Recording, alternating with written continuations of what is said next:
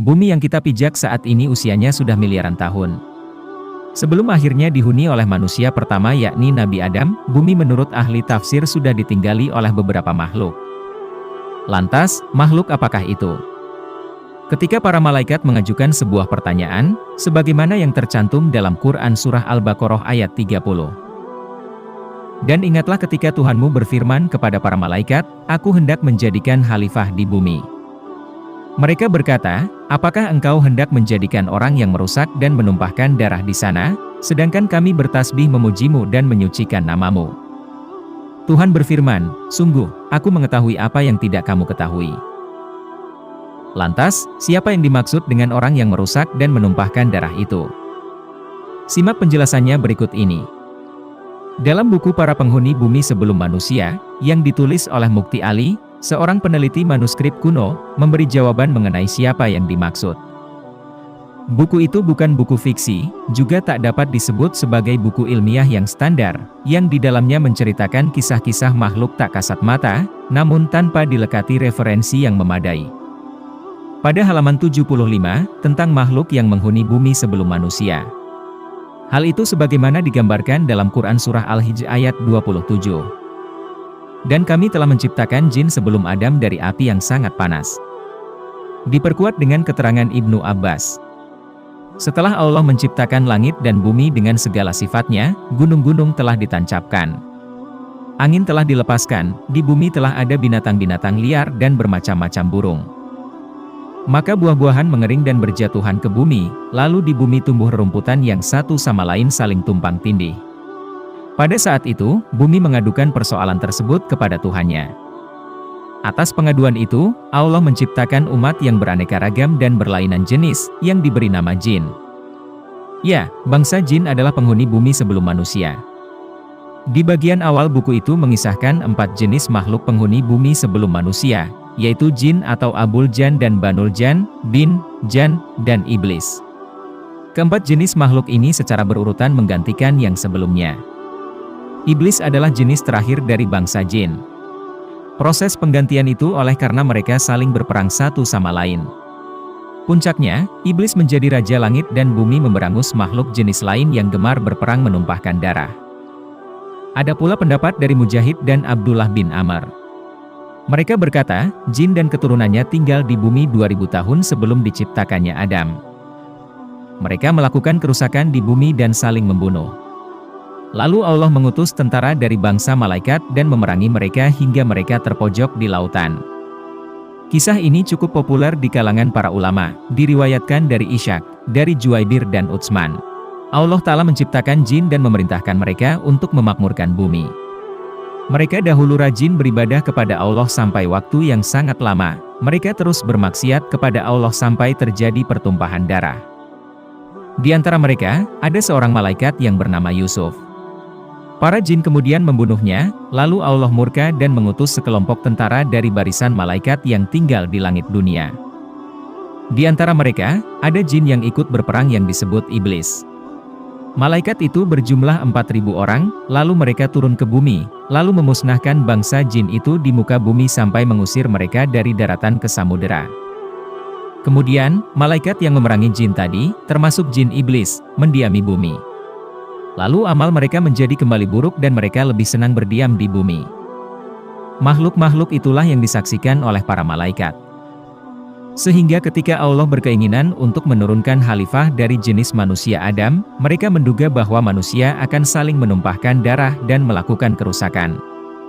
Meski dugaan para malaikat mengandung sedikit kebenaran, tetapi Allah memiliki maksud lain. Maka jawab Allah, sesungguhnya aku mengetahui apa yang tidak kamu ketahui, sebagaimana Banul Jan. Selanjutnya, selain keempat makhluk tak kasat mata itu, ternyata ada manusia sebelum Adam dari bangsa Nisnas. Mereka adalah makhluk berdaging, umumnya mereka memiliki tubuh setengah manusia dan setengah binatang. Makhluk ini hidup sezaman dengan bangsa jin, mereka termasuk yang ditumpas oleh iblis karena telah melakukan kerusakan. Sisa mereka bersembunyi di gunung-gunung, di pantai, bahkan di dalam laut. Kedua bangsa ini, yaitu bangsa jin dan bangsa Nisnas memiliki kecerdasan yang tidak biasa. Mereka memiliki jejak peradaban yang mencengangkan. Hingga para peneliti, tak jarang yang ragu untuk meneruskan penelitiannya. Sebab bukti-bukti berupa ukiran di dinding goa maupun artefak-artefak, terlampau sulit untuk dipikirkan secara logis. Sebagai contoh, Jared Diamond, dalam buku Runtuhnya Peradaban-Peradaban Dunia, yang pada akhirnya lebih memilih mendeskripsikan secara menduga-duga, mencoba rasional. Namun tetap menyimpan keresahan dalam mencari gambaran yang pas, tentang mengapa patung-patung seberat puluhan hingga ratusan ton bisa dibuat di Pulau Paskah, yang secara teknologi dan hitung-hitungan sulit dibayangkan. Dari jejak-jejak peninggalan lukisan dan artefak, para ilmuwan menyimpulkan bahwa makhluk-makhluk itu hadir di era sebelum Adam. Tetapi mereka sudah mengembangkan semacam teknologi yang canggih melampaui manusia kini. Piramid adalah salah satu bukti betapa pikiran mereka sudah maju. Juga adanya penemuan kota bawah laut, ataupun kota tenggelam di dalam bumi, membuktikan bahwa makhluk-makhluk itu sedemikian cerdasnya. Bedanya mereka dengan manusia Adam, ukuran otak mereka lebih kecil, namun tenaganya luar biasa besarnya.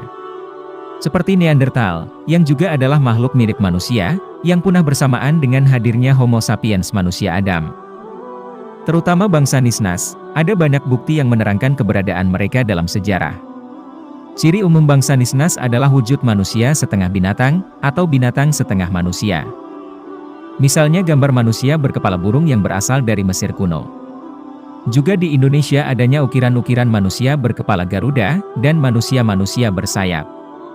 Termasuk manusia setengah ikan yang sering kita sebut dengan Putri Duyung itu. Bangsa Nisnas pula yang membangun peradaban Atlantik, yang telah lama didongengkan oleh Plato. Tetapi kemudian Alessio Santos muncul di tahun 2005, menerbitkan buku Atlantis, The Lost Continent Finally Found, hadir untuk membenarkan bahwa itu bukan dongeng. Hanya saja letak Atlantis dalam bayangan Plato meleset dari posisi yang ditemukan oleh Alessio Santos. Menurut Alessio, Atlantis tepatnya berada di Indonesia, dari segala bukti yang ditemukan, misalnya manusia Garuda, manusia bersayap, sistem persawahan yang terasering, Candi Borobudur, iklim tropis, gunung api yang banyak, dan lain sebagainya. Hal itu menjadikan Indonesia dianggap sebagai nenek moyang peradaban dunia, dengan Sundaland sebagai pusatnya. Namun kemudian Atlantis itu tenggelam, makhluk seakan manusia itu turut menghilang. Hal ini menyisakan sedikit sekali yang ditemukan di kemudian hari, misalnya penemuan makhluk-makhluk aneh, juga ikan duyung yang berkepala manusia, dan lain sebagainya. Salah satu tempat terdapatnya peninggalan bangsa Nisnas adalah Spitsbergen. Di kota ini banyak terdapat peninggalan dari bangsa yang telah musnah ini, seperti lukisan-lukisan manusia bersayap ataupun makhluk setengah hewan. Mungkin, pada zaman tersebut makhluk-makhluk setengah hewan memang eksis di bumi. Tak heran di berbagai penjuru dunia kita dapat menemukan berbagai artefak atau lukisan manusia setengah hewan. Konon, bangsa Nisnas adalah bangsa yang sangat maju. Bangsa Nisnas memiliki kemampuan luar biasa, akal dan pikiran mereka jauh melampaui manusia saat ini. Satu kelebihan mereka yang luar biasa adalah kemampuan telepati. Teknologi mereka sangat maju, lebih dari teknologi pada saat ini, dan mereka telah membangun kota-kota yang sangat megah dengan segala teknologi canggih dan tata kota yang sempurna. Bangsa Nisnas mempunyai postur yang jauh lebih tinggi dari manusia saat ini. Tak heran kuil-kuil dan bangunan yang dibangun oleh mereka begitu besar dan megah. Mereka dibagi menjadi beberapa ras, ada yang sangat mirip manusia, namun memiliki sayap, ada yang berbadan manusia berkepala binatang ataupun sebaliknya. Karena kecongkakan, ego dan nafsu, mereka saling berperang antar sesama demi memperebutkan wilayah dan kekuasaan. Hingga akhirnya bangsa ini dihancurkan oleh Azazil atas perintah Tuhan, karena mereka telah lupa atas tugas yang telah diberikan olehnya. Dengan teknologi yang luar biasa maju, mereka mampu menciptakan persenjataan, pesawat terbang, teknik pengolahan dan peleburan logam yang nyaris sempurna yang melampaui zamannya. Teknik ini ditemukan kembali di Damaskus yang terkenal dengan pedang-pedangnya yang mempunyai ketajaman luar biasa. Dengan kemampuan inilah mereka berperang menindas sesama, di mana yang lemah adalah mangsa bagi yang kuat. Bumi hancur lebur dibuatnya, mereka telah melupakan tugasnya sebagai khalifah di muka bumi. Karena itulah Allah mengutus ribuan malaikat yang dipimpin oleh Azazil dan ribuan burung neraka. Melihat kedatangan para pasukan langit, mereka sangat panik, Musnahlah segala kesombongan akan pengetahuan dan teknologi yang mereka kuasai, yang ada hanyalah penyesalan atas perbuatan yang telah mereka lakukan. Namun terlambat, pasukan langit telah datang dan siap untuk menghancurkan, mereka dimusnahkan dari muka bumi untuk digantikan oleh khalifah yang baru, yaitu Adam. Namun sebagian ada yang dapat bertahan dan melarikan diri dari serangan tersebut, dan mereka pun menyebar untuk membentuk koloni dan membangun peradaban mereka kembali.